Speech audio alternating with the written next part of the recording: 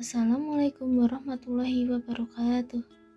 Kami dari kelompok 12 akan mempresentasikan mengenai proyeksi neraca.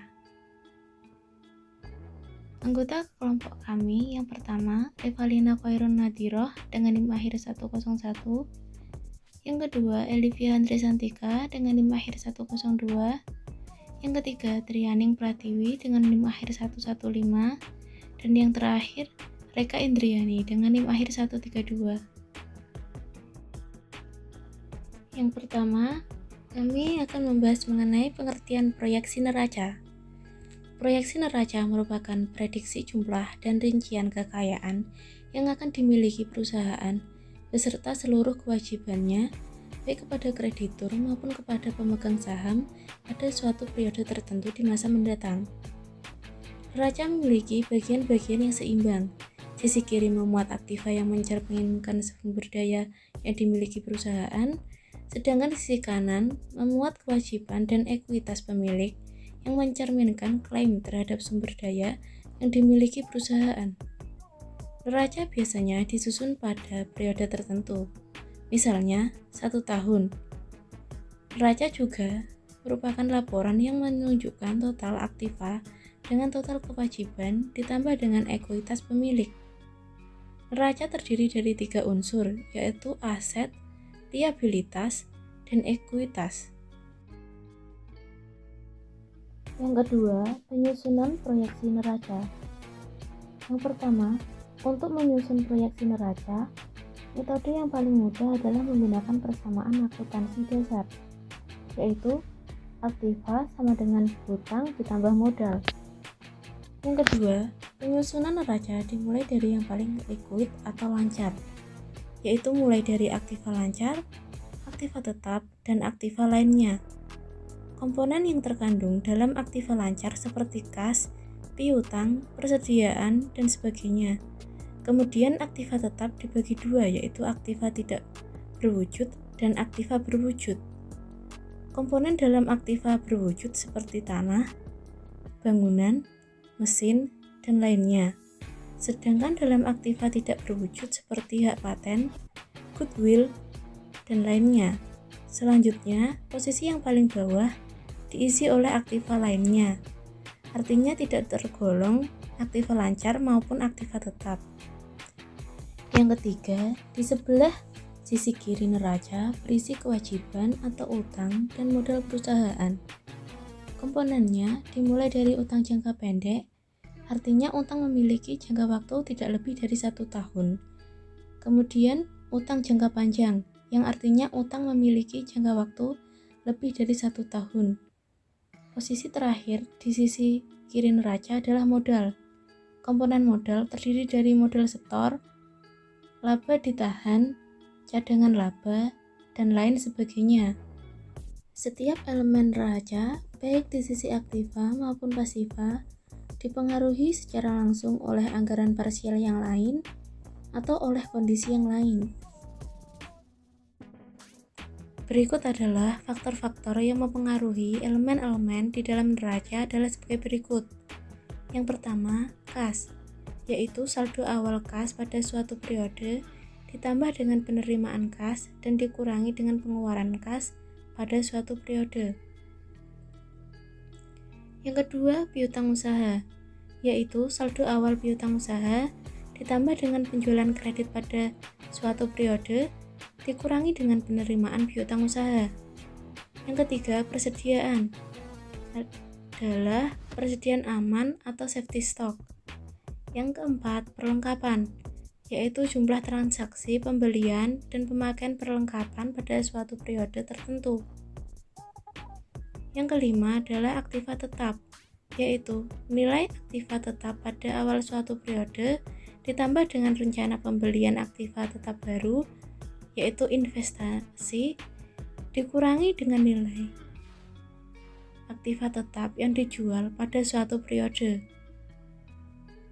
Yang keenam, hutang usaha, yaitu saldo hutang usaha pada awal periode ditambah dengan pembelian kredit yang direncanakan dikurangi dengan jumlah hutang usaha yang akan dibayar pada periode tersebut.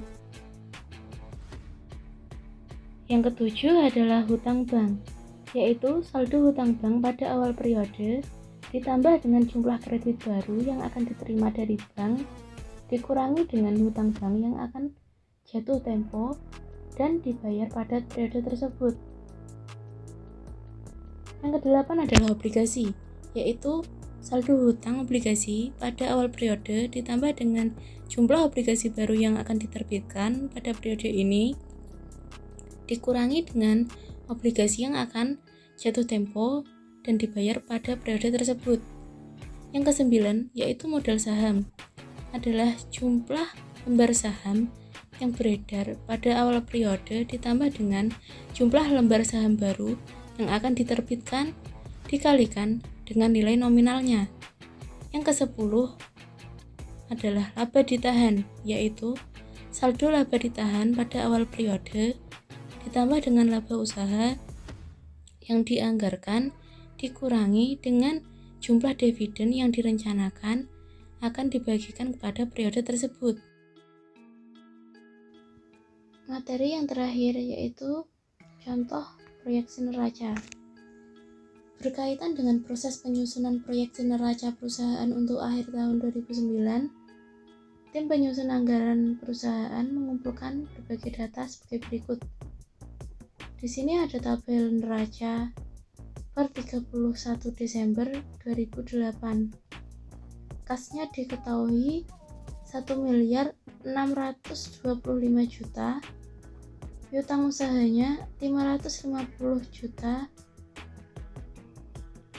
perlengkapan kantor 4 juta, persediaan bahan baku 200 juta, persediaan barang jadi 150 juta, aktiva tetapnya 1.200 juta. Semua dijumlahkan, total aktivanya menjadi 3.729 juta. Pada sisi kanan, kita lihat hutang usahanya ada 600 juta, hutang banknya 700 juta, modal sahamnya 2 miliar, laba ditahan 429 juta. Semua itu dijumlahkan menjadi total pasifa 3.729 juta. Sedangkan dari berbagai anggaran parsial yang lain diketahui data-data penunjang sebagai berikut. Yang pertama, diperkirakan perusahaan akan melakukan penjualan secara kredit besar 1 miliar sepanjang tahun 2009.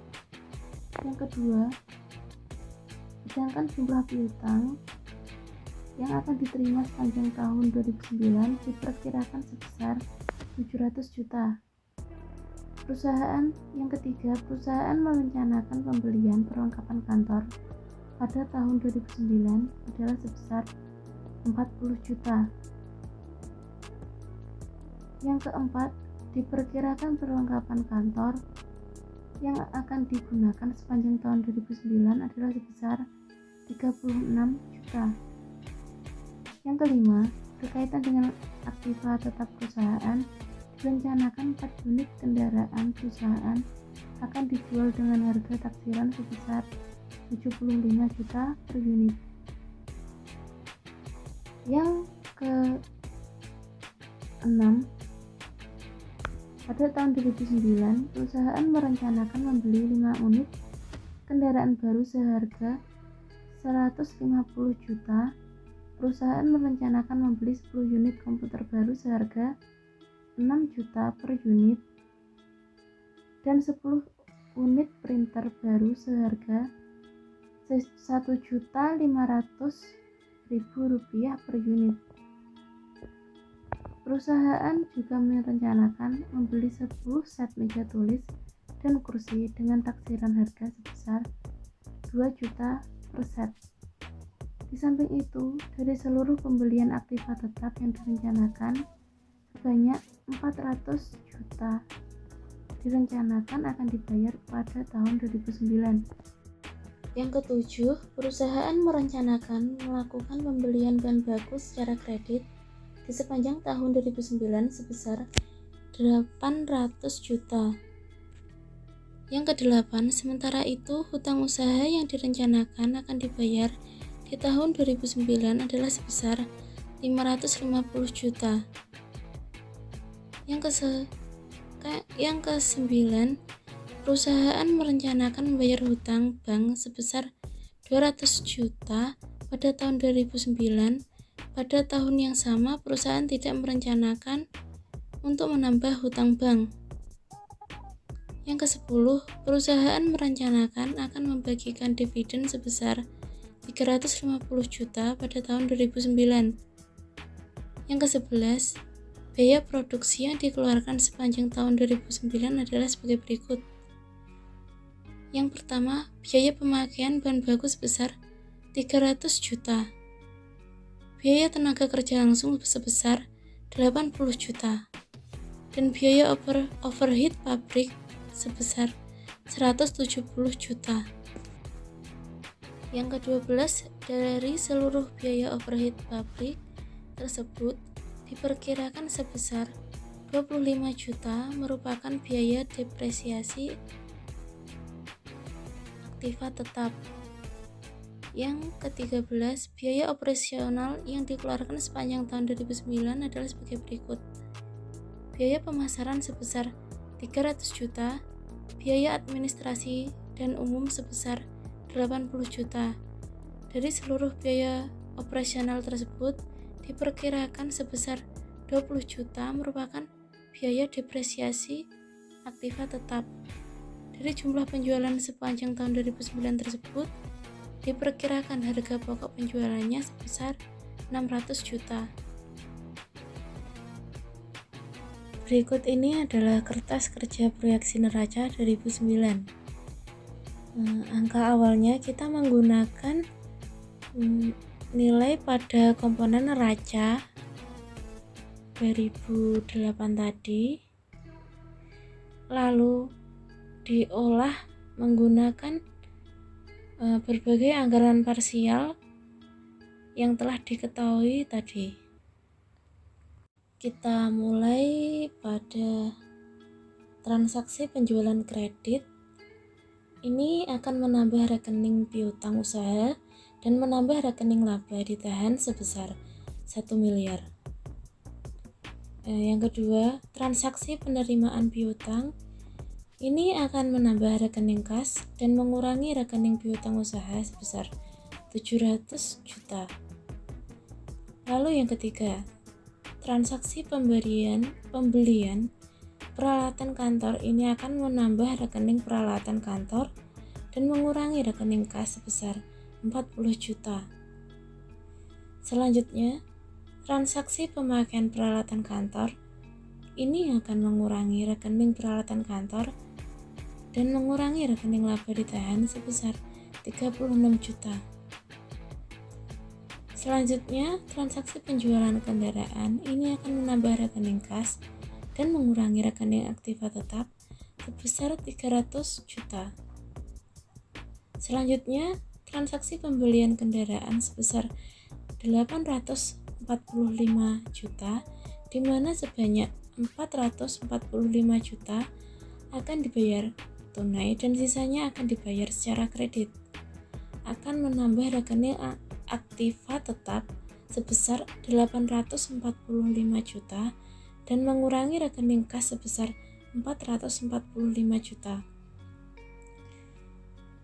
serta menambah rekening hutang usaha sebesar 400 juta. Selanjutnya, transaksi pembelian bahan baku secara kredit ini akan menambah rekening persediaan bahan baku dan menambah rekening hutang usaha sebesar 800 juta. Selanjutnya, transaksi pembayaran hutang usaha ini akan mengurangi rekening hutang usaha dan mengurangi rekening kas sebesar 550 juta. Selanjutnya, transaksi pembayaran hutang bank ini akan mengurangi rekening hutang bank dan mengurangi rekening kas sebesar 200 juta.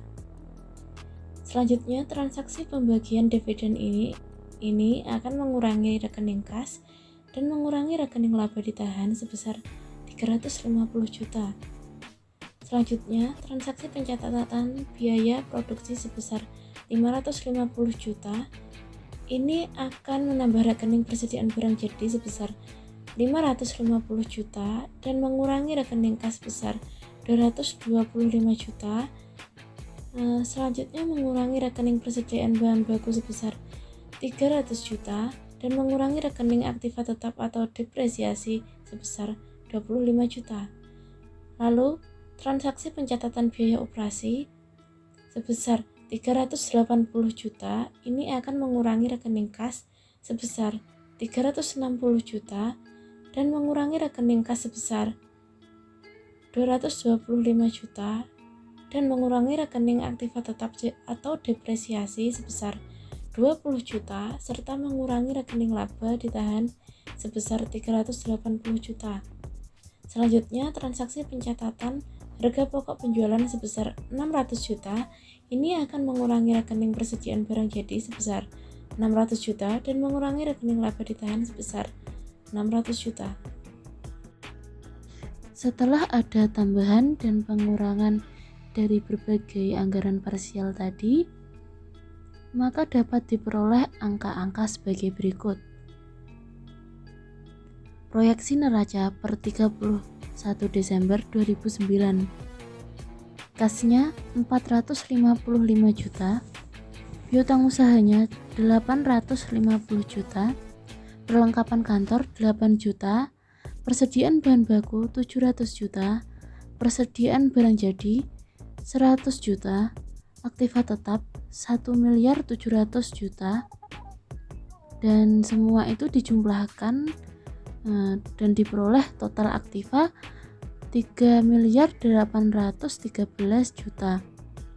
Selanjutnya pada sisi kanan ada hutang usaha sebesar 1.250.000.000 juta, hutang bank 500 juta, modal saham 2 miliar, laba ditahan 63 juta. Semua itu ditambahkan dan dapat diperoleh total pasifa sebesar 3.813.000.000 juta.